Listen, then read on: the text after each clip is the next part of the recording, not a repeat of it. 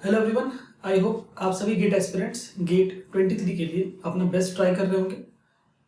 आज के सेशन में हम लोग लीनियर अलजेब्रा के जो रिमेनिंग क्वेश्चंस थे आज हम लोग उनको डिस्कस करेंगे। ये जो हमारा क्वेश्चन है, ये क्वेश्चन मेटलर्जी के पेपर में सिंगल मार्क के लिए पूछा गया था क्वेश्चन। देखते हैं इस क्वेश्चन को। क्वेश्चन हमारे पास में for the matrix given below the eigen values are. So हमारे पास में क्या है, एक 3x3 का मैट्रिक्स गिवन है, हमसे पूछा गया है इसके आइगन वैल्यूज क्या होंगे। सो हम लोग यहाँ पर क्या करेंगे, properties of eigen values use करेंगे, जो कि होता है हमारे पास में sum of eigen values is equal to sum of principal diagonal elements. So sum of eigen values हम मान लेते हैं λ1 plus λ2 plus λ3। Sum of principal diagonal element, तो प्रिंसिपल डायगोनल एलिमेंट हमारे पास में कौन सा वाला होगा, ये वाला। सो हमारे पास में क्या होगा 1 plus 1 plus 1। So we will have λ1 plus λ2 plus λ3 will be equal to 3। सो हमारे पास में क्या आ गया, एक रिजल्ट आ गया, जो कि ये कंडीशन हमारे पास में जिस भी ऑप्शन में सेटिस्फाई होगी वो हमारे पास में आंसर हो सकता है। सो जो सेकंड हमारे पास में प्रॉपर्टी है, that is determinant of matrix is equal to product of eigen values.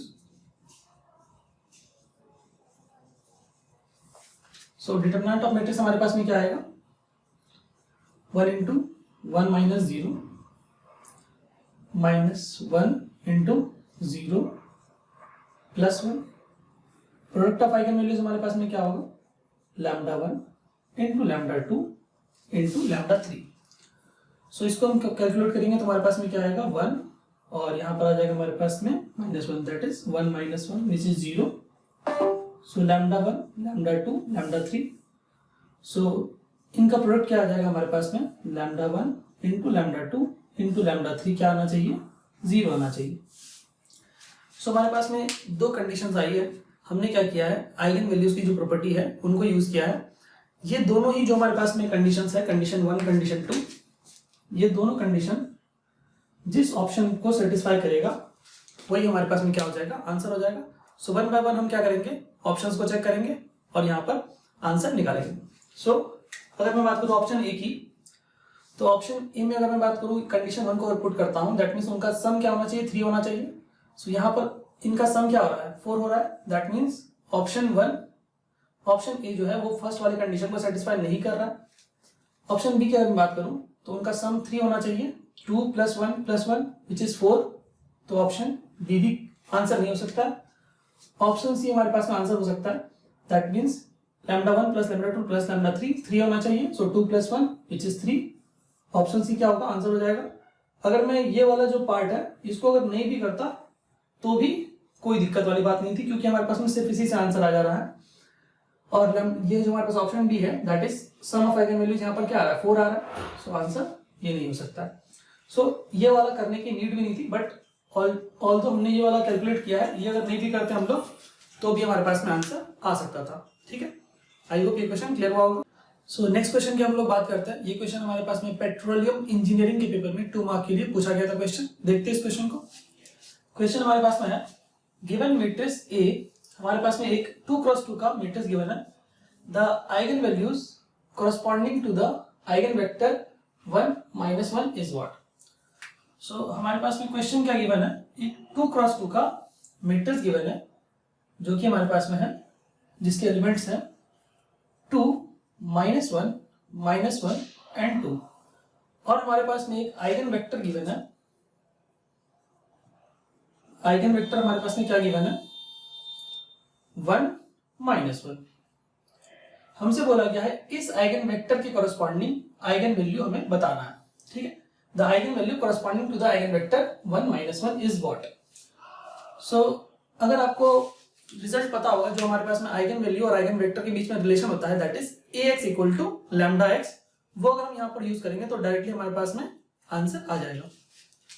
सो अगर हम यहाँ पर रिजल्ट यूज करें ax equal to lambda x, जहां पर कि ए हमारे पास मैट्रिक्स है, एक्स हमारे पास में आइगन वेक्टर है और लैम्डा हमारे पास में आइगन वैल्यू है। सो हम ए की जगह पर पुट करेंगे मैट्रिक्स को, जो कि हमारे पास में है 2 -1 -1 2। आइगन वेक्टर हमारे पास में है 1 -1। सो लैम्डा हमारे पास में हमें फाइंड आउट करना है। एक्स हमारे पास जो आइगन वेक्टर है वो ऑलरेडी गिवन है 1 -1। सो हम क्या करेंगे, फॉर लैम्डा हम इसके लिए सॉल्व करेंगे। सो हम क्या करेंगे, यहाँ पर इनको सॉल्व करेंगे।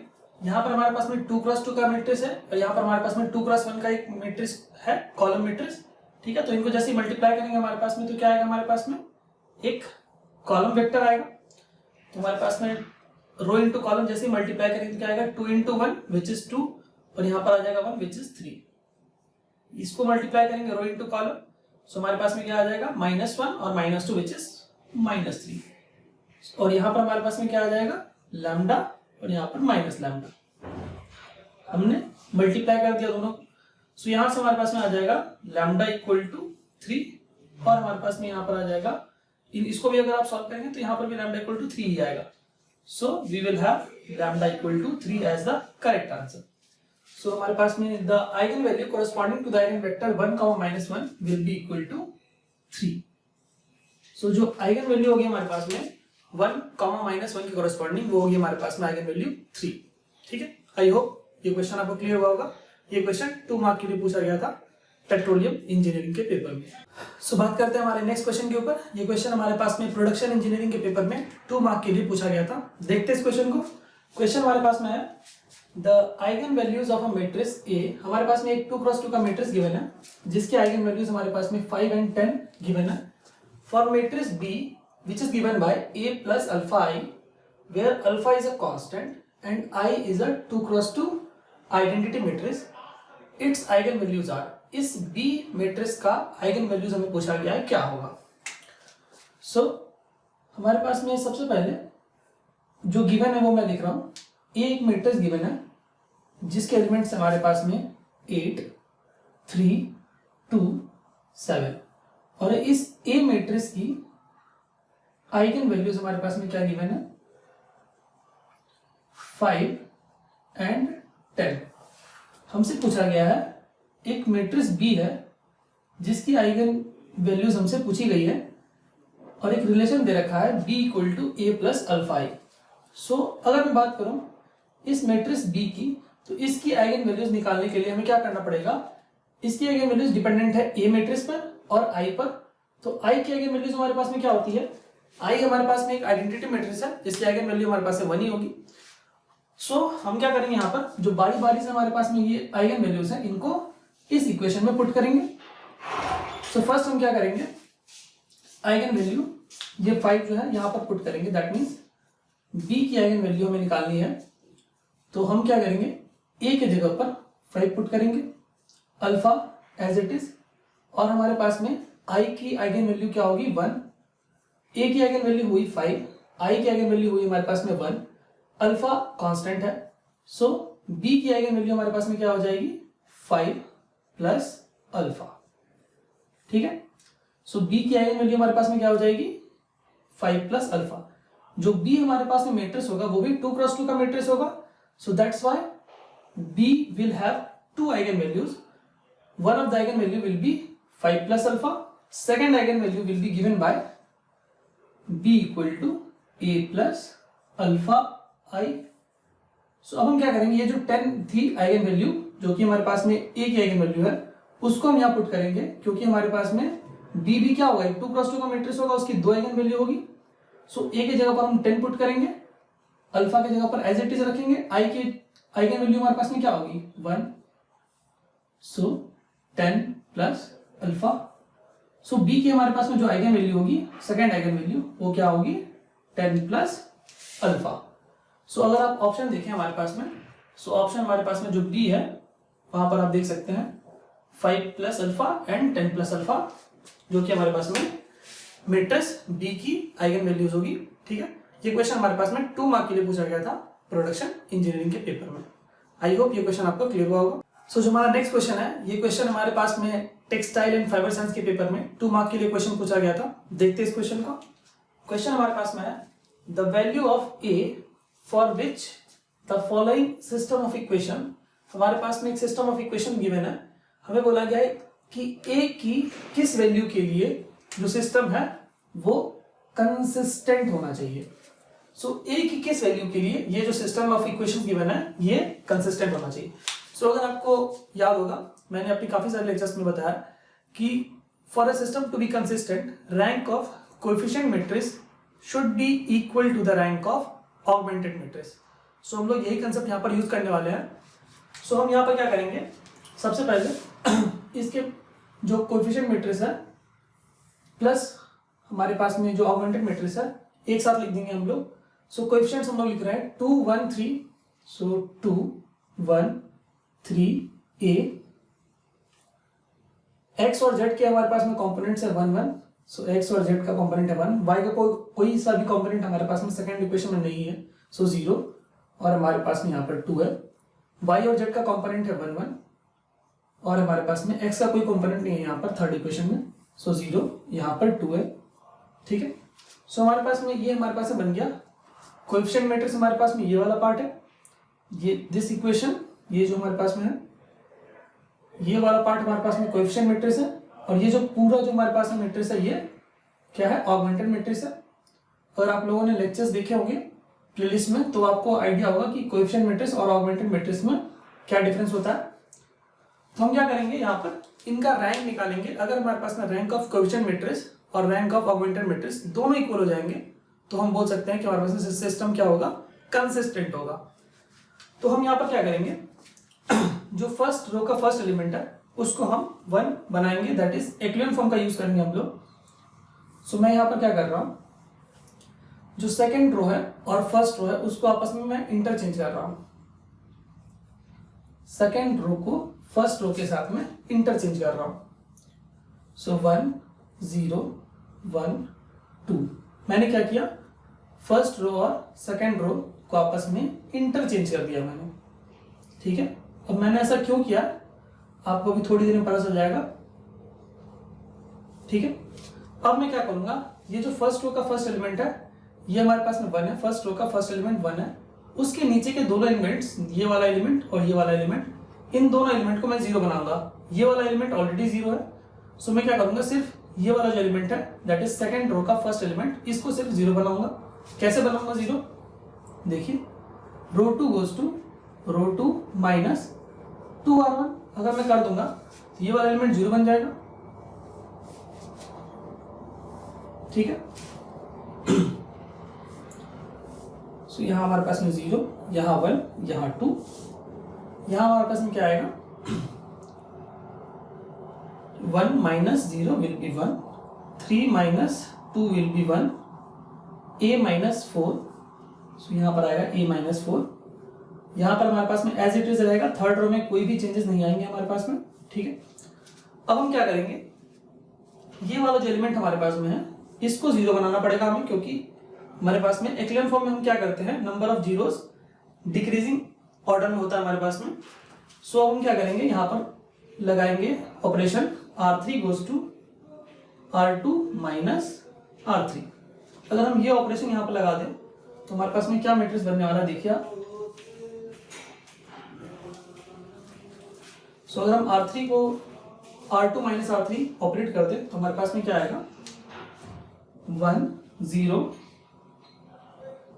और हमारे पास में आएगा यहाँ पर 1 और यहाँ पर आएगा 2, यहाँ पर 0 1 1 0 1 1 a माइनस 4, और यहाँ पर हमारे पास में आएगा 0 0 0 a माइनस 6। ये आएगा हमारे पास में, चेक करिए हमने क्या किया, रो 3 में ऑपरेशन लगाया, row 3 goes to row 2 minus row 3। सो हमारे पास में ये वाला मैट्रिक्स आ गया फाइनल मैट्रिक्स। सो मैंने क्या बोला था कि कोएफिशिएंट मैट्रिक्स का रैंक हमारे पास में क्या होना चाहिए, rank of coefficient matrix should be equal to rank of augmented matrix. So coefficient matrix का रैंक हमारे पास में क्या आएगा, ये वाला मैट्रिक्स हमारे पास में क्या है, कोएफिशिएंट मैट्रिक्स, इसका रैंक क्या है हमारे पास में, number of non zero rose. So number of non zero रोज क्या होगा हमारे पास में, 1 और 2। सो कोएफिशिएंट मैट्रिक्स का रैंक हमारे पास में होगा 2, ठीक है। और अगर मैं बात करूं ऑगमेंटेड मैट्रिक्स के रैंक की, तो ऑगमेंटेड मैट्रिक्स हमारे पास में ये पूरा मैट्रिक्स है, इस पूरे मैट्रिक्स का रैंक हमें क्या होना चाहिए, 2 होना चाहिए for the system to be consistent. So इस पूरे मैट्रिक्स का रैंक अगर मैं बात करूं 2 होगा, तो कब 2 होगा, जब हमारे पास में ये भी नॉन जीरो रो होगा, ये भी नॉन जीरो रो होगा, और ये वाला पार्ट हमारे पास में क्या होगा, 0 होगा। So in that case a minus 6 should be equal to 0, तभी हमारे पास में रैंक ऑगमेंटेड मैट्रिक्स का 2 होगा। So a minus 6 equal to 0, that means a equal to 6, तभी हमारे पास में रैंक ऑफ क्या हो जाएगा, rank of coefficient matrix will be equal to rank of augmented matrix. So a की वैल्यू क्या होगी हमारे पास में 6, तभी हमारे पास में रैंक ऑफ कोएफिशिएंट मैट्रिक्स जो होगा वो रैंक ऑफ ऑगमेंटेड मैट्रिक्स के बराबर होगा, जो कि हमारे पास में कंडीशन होता है for system to be consistent. I hope ये क्वेश्चन आपको क्लियर हुआ होगा। सो बात करते हैं हम लोग नेक्स्ट क्वेश्चन की तरफ। ये हमारे पास में क्वेश्चन इंजीनियरिंग साइंस के पेपर में सिंगल मार्क के लिए क्वेश्चन पूछा गया था। देखते हैं इस क्वेश्चन को। क्वेश्चन हमारे पास में है let s equal to a into x, जहां पर कि हमारे पास में a गिवन है, एक 3 क्रॉस 2 का एक मैट्रिक्स है, 3 रो और 2 कॉलम है, और हमारे पास में एक वेक्टर गिवन है x, जो कि हमारे पास में एक कॉलम वेक्टर है 2 क्रॉस 1 का। If -1 alpha 1 which is a column vector belongs to x s, then the value of alpha is what? हमारे पास में ऑप्शन दे रखे हैं a b c d। सो इस क्वेश्चन को हम करने के लिए क्या करेंगे, बेसिक सिंपल यहाँ पर अप्लाई करेंगे मैथ्स। तो हमारे पास में s इक्वल टू क्या गिवन है, s इक्वल टू हमारे पास में गिवन है a in times x। s हमारे पास में एक वेक्टर गिवन है जो कि s को बिलोंग कर रहा है।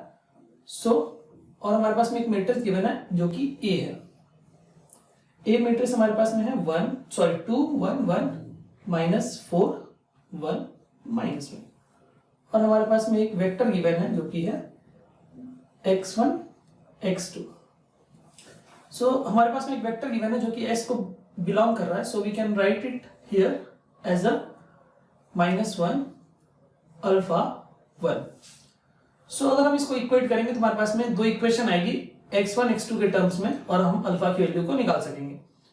सो जब हम इनको मल्टीप्लाई करेंगे हमारे पास में यहाँ पर हमारे पास में क्या है 3 क्रॉस 2 है, 3 रो 2 कॉलम्स है, और हमारे पास में यहाँ पर 2 क्रॉस 1 है। जब इनको मल्टीप्लाई करेंगे हमारे पास में तो 3 क्रॉस 1 आएगा, दैट मीन्स क्या आएगा हमारे पास में एक कॉलम वेक्टर आएगा, ठीक है। सो उसके एलिमेंट्स हमारे पास में क्या होंगे,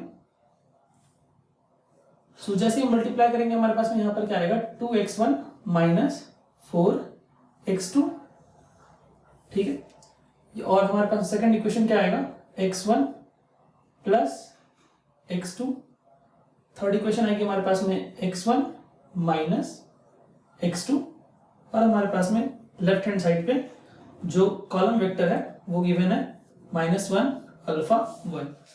इसको जब हम सॉल्व करेंगे हमारे पास में तो क्या इक्वेशंस हमारे पास में क्या है 2x1 minus 4x2 equal to -1, x1 minus x2,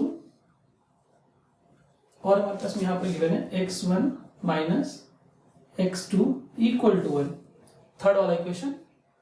और हमारे पास में क्या है x1 plus x2 equal to alpha. So अगर हमारे पास में x1 और x2 दोनों की वैल्यू अगर हमारे पास में मिल जाती है तो हमारे पास में अल्फा की वैल्यू हमें मिल जाएगी। सो इन दोनों इक्वेशंस को हम सॉल्व करेंगे और x1 x2 की वैल्यू निकालेंगे। सो यहां से हम लिख सकते हैं x1 equal to 1 plus x2। सो इस x1 की वैल्यू को यहां पर पुट करेंगे हमारे पास में x1 की वैल्यू को। सो हमारे पास में क्या आएगा 2 इंटू x1 की वैल्यू को हम क्या लिख रहे हैं 1 plus x2 minus 4x2 which is equal to -1।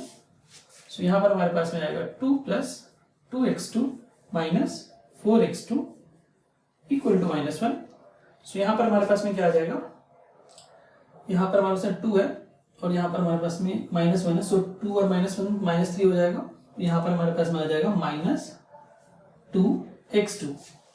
So x2 की वैल्यू हमारे पास में क्या आ गई है, x2 की वैल्यू हमारे पास में आ गई 3/2, ठीक है। और हमारे पास में x1 की वैल्यू क्या हो जाएगी, तो फिर 1 plus 3/2 which is equal to 5/2। और हमारे पास में अल्फा की वैल्यू क्या है, x1 प्लस x2। सो x1 की वैल्यू हमारे पास में क्या है, 5/2 और x2 की वैल्यू हमारे पास में है 3/2। तो इनका जैसे ही सम करेंगे हमारे पास में क्या आ जाएगा, मैं इसको यहां लिख रहा हूं 8/2 which is equal to 4 which is equal to alpha. So हमारे पास में अल्फा की वैल्यू क्या हो जाएगी 4, जो कि हमारे पास में ऑप्शन डी में करेक्ट आंसर हमें दिख रहा है। आई होप ये जो सेशन था आपको क्लियर हुआ होगा। एक और क्वेश्चन हमारे पास में इंजीनियरिंग साइंस के पेपर में अपीयर हुआ था, जो कि डायगोनलाइजेशन के ऊपर बेस्ड था। उस क्वेश्चन को करने के लिए मुझे क्या करना पड़ेगा, सबसे पहले डायगोनलाइजेशन के कंसेप्ट को आपको बताना पड़ेगा। सो इस वजह से वो क्वेश्चन को हम लोग यहाँ पर डील नहीं कर रहे हैं। उस क्वेश्चन को मैं सेपरेट डायगोनलाइजेशन के वीडियो के साथ में मैं अटैच करूंगा, जो कि आई थिंक मैं 5-6 दिन में या फिर विद इन अ वीक मैं उसको अपलोड करूंगा, ठीक है। सो जो सिंगल क्वेश्चन है जो हमारे पास में इंजीनियरिंग साइंस के पेपर में डायगोनलाइजेशन के कंसेप्ट के ऊपर बेस्ड क्वेश्चन था, उसको हम लोग नेक्स्ट लेक्चर में हम लोग उसको कवर करेंगे। सो आई होप जो सेशन था आपको क्लियर हुआ होगा। Thank you so much.